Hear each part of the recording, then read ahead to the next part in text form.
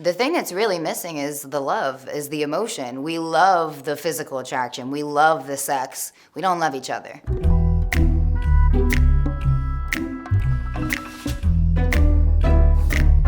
Ugly was a part of me that is the grungier side, a part of me that wanted to show people that I'm not just this sweet little innocent girl, you know what I mean? Allie X, she is amazing, and Leland, they both wrote this record, and I'm more than grateful to them for that record because it has to really resonate with something I've either been through or I want to go through or I can relate to in some way, shape, or form. Mr. Sitting in a corner, sipping on his gin. Mr.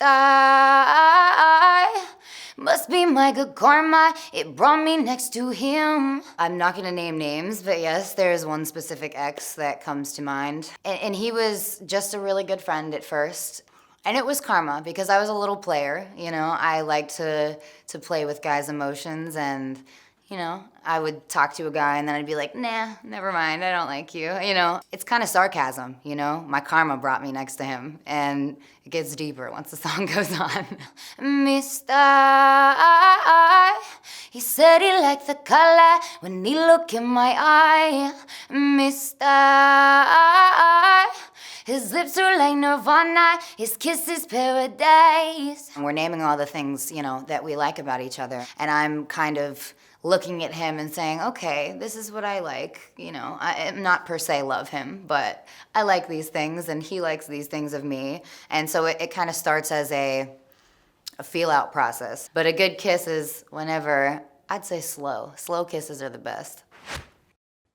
He liked to role play and talk dirty, keep me up till 4:30, play Marco Polo, feel around with his eyes closed. When you're in a friends with benefits relationship, everything seems great. You only look at the things that you like, and it's a very sexual-driven relationship, and if you notice, it's not really talking about conversation and talking about, you know, heart-to-heart things. It's more talking about the physical attraction, and so that's really where it stems from. Call me Cleopatra, make me watch in the mirror, don't wanna say told you so. I mean, Cleopatra's sexy as hell, right? She is basically a sexual deviant, right? So call me Cleopatra, you know? As long as you love me, this could get ugly. Yeah, baby, trust me, this could get ugly, but that means it's fucking good, real fucking good. It's fucking good, loving me like you should. Yeah, baby, trust me, this could get ugly. I would say when things get ugly, it's a lot of arguments, it's a lot of tension, it's a lot of like, you start to separate from each other and it just becomes, obviously we started physical and then you start to lose interest even just on the physical side because there is no emotion behind it. So it gets ugly. Mr. Honeymoon is over, roses on the floor. A honeymoon period for me, first of all, is like 3 months. And then after 3 months, it's like goo goo gaga's over. Mr. Screaming out, accusing, calling me a whore. Mr. Your words are shaking me, giving me whiplash. Mr.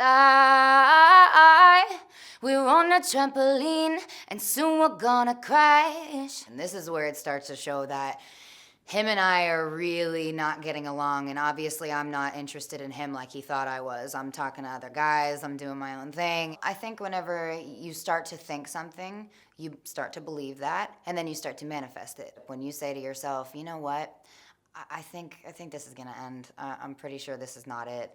You continue every day to think even deeper thoughts of that and as to why and all these other details, and then, you know, it becomes to a point where you can't even stand it anymore and it has to end. I always have my own interpretation of my music, but for my fans, I don't ever want to give them a specific thing to think of when they're listening to it. I want them to figure that out for themselves, and I feel like that's the beauty of music, you know, being able to relate it in whatever you're going through.